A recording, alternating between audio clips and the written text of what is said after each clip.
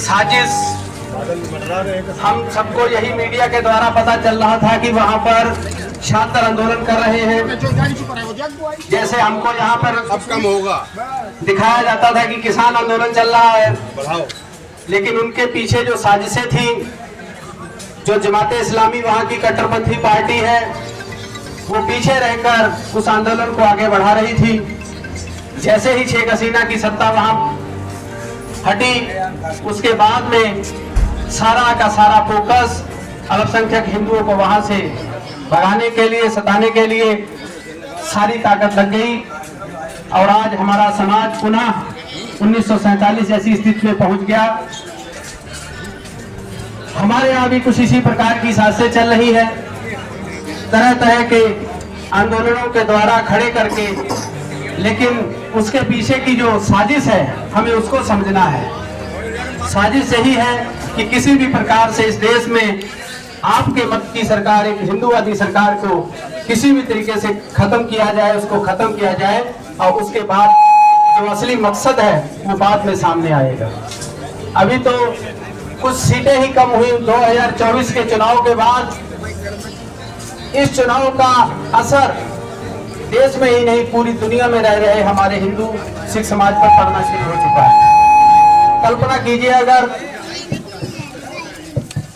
हमारी सीटें कम ना हुई होती तो आज बांग्लादेश में किसी की हिम्मत नहीं थी कि इस प्रकार से हिंदुओं को वो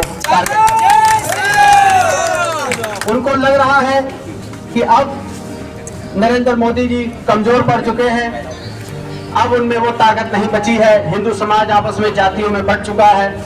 इसीलिए आज जगह जगह पर दो ही चीजों पर आपको कमजोर करने का प्रयास हो रहा है, एक बांटने का और दूसरा लालच में, स्वार्थ में आपको तोड़ने का। बहुत पुरानी कहावत है कि किसी को भी अगर खत्म करना है तो उसको बांटना पड़ेगा और हम बंट जाएंगे तो कट जाएंगे। इसी बात को समझना होगा और हमें आने वाले समय में, आने वाली परिस्थितियों को अगर हमने इतिहास से कुछ ना सीखा तो पुनः वही मंजर हमको देखने पड़ेंगे जो हमारे बुजुर्गों ने देखे। हमको उस रास्ते पर नहीं चलना है कि पुनः हम उस स्थितियों में पहुंचे जो हालात हमारे बुजुर्गों ने देखे। पाकिस्तान से आए, बांग्लादेश से आए, न जाने कितनी हमारी बहन बेटियों के मंगलसूत्र उजड़ गए, अब इज्जत आबरू को खोना पड़ा। हमको छोटे स्वार्थों में ना पड़ के आने वाली पीढ़ियों को, भविष्य को बचाने के लिए आगे बढ़ना होगा। यही आप सबसे मेरी विनती है। और एक मैं और बात आपसे कहना चाहता हूँ, हमें दूसरे समाज को कुछ भी कहने की जरूरत नहीं। हम हमेशा दूसरे समाज पर टारगेट करते हैं कि वो ऐसे हैं, वो ऐसे हैं। मैं सिर्फ एक बात आपसे कहना चाहता हूँ, हमें अपने बीच के जो सेकुलर कीड़े हैं, जो हमारा वोट लेकर हमारे साथ खड़े नहीं होते और तुष्टीकरण की राजनीति करते हैं, हमें ऐसे लोगों को समझना होगा और इनका सामाजिक बहिष्कार करना होगा। हमारे बीच में उपस्थित लखीमपुर से आए हुए हमारे गुरुजी आदरणीय संजय मिश्रा जी से विनम्र निवेदन है कि हम लोगों को मार्गदर्शन दें। भारत माता की जय श्री राम, जय श्री राम। उपस्थित इस राष्ट्र की रक्षा में लगे सभी हनुमान स्वरूपा राष्ट्र भक्तों, आज सब लोग हिंदू रक्षा समिति, सभी सामाजिक संगठनों का संगठन, सभी हिंदू परिवारों से हमारी आपकी उपस्थिति। इस देश में आज नहीं 700 ईस्वी से निरंतर हिंदुओं पर हमले हो रहे हैं। जब जब अवसर आया लोगों का, हिंदू परिवार काटे गए, जिसका जीता जागता भी उदाहरण आपने देखा। बांग्लादेश के अंदर हजारों हमारी बहन बेटियों के सर काटे गए, उनके साथ रेप किए गए, मंदिर तोड़े गए, जो जिनको हजारों लाखों लोगों को रोजी रोटी देने वाला इस्कॉन मंदिर था, उसको तोड़ा गया। जबकि पाकिस्तान बंटवारे के बाद बांग्लादेश बंटवारा जब हुआ तो उसमें लाखों लोगों ने वहीं पर अपनी जीविका चक्का चलाई, वही भोजन लिया, वही रोटी उनको मिलती थी। लेकिन जब अवसर आया तो उन कमीरों ने उस मंदिर को भी तोड़ा है। ये हम आपको सोचने का अवसर पुनः दे दिया उन्होंने। हम आप 700 ईस्वी से मोहम्मद गजनी जैसे लोग भारत पर आते रहे, आक्रमण करते रहे, मंदिर लूटते रहे, मंदिर की मूर्तियां तोड़ते रहे, हमारी बहन बेटियों को उठाते रहे, हम सब शांति से देखते रहे। 300-400 की संख्या में आने वाले लोग आज 56 देश बना लिए हैं। लेकिन मित्रों, आज समय आ गया है हम आपको जगने के लिए।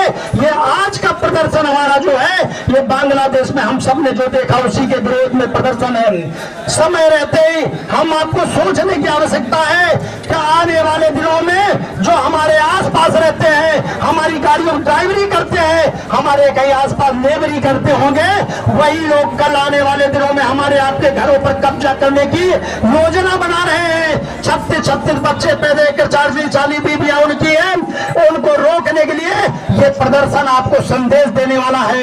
आप सब निकले हैं समय निकाल करके घर से, बहुत से लोग छुट्टियों में बाहर निकाल के चले गए होंगे, बहुत से अपने घर पे आराम कर रहे होंगे धूप में, लेकिन आपने इस देश की चिंता की और बाहर निकले हैं। क्योंकि जब भारत पर हमले हुए, अगर सारा देश खड़ा हो गया होता तो उन हिम्मत नहीं मोड़ो आतंकियों लुटेरों की थी जो भारत में लेकिन उस समय भी बहुत से लोग घरों में पड़े रहे कि हमसे क्या मतलब है, हम अपना व्यापार देखते रहे। उनको आज भी भारत के लोग सोचने की आवश्यकता है कि अफगानिस्तान में बड़ी बड़ी कोठियां, बड़े बड़े व्यापार बनाए थे, उन व्यापार में 1 रुपया भी लेकर के नहीं आना पड़ा। उनके बच्चे भूखे ही भारत में पुनः एक बार शरण लिए आकर के है। लेकिन एक चिंता की विषय है, अगर भारत में ऐसी स्थिति आई तो भारत के लोग कहाँ जाएंगे, कहाँ शरण लेंगे। इसलिए समय रहते आपसे निवेदन है, अपने आसपास बाहर के लोग देखें, बांग्लादेशी घुसपैठिए, रोहिंग्या मुसलमान, कोई भी कहीं पर अज्ञात व्यक्ति आया हुआ है तो प्रशासन को सूचना दे, हिंदू संगठनों को सूचना दे, संघ परिवार के लोगों को सूचना दे, उनकी दवाई बिल्कुल की जाएगी।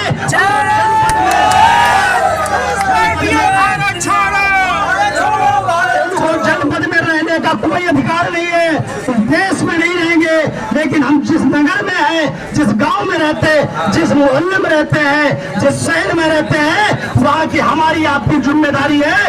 कई देशद्रोही, कई बांग्लादेशी विदेशी घुसपैठियां हमारे आसपास तो नहीं बैठा हुआ है। सबसे बड़ा घुसपैठियों पता लगाना जो आसपास के भट्टे होंगे, भट्टों पर आए हुए लेबर ज्यादातर बांग्लादेशी रोहिंग्या हैं। ऐसे लोग चिन्हित करो जिन्होंने संरक्षण दिया है, वो जमीनें उपलब्ध करा रही है, उनके खिलाफ अगर वो नहीं मानते उनको वापस करने के लिए, तो उनको व्यापार भी करने का यहाँ भारत में अधिकार नहीं है। हम सब अभी थोड़ी देर बाद यहाँ से 10 मिनट के बाद निकलने वाले हैं, रोड पर चलेंगे।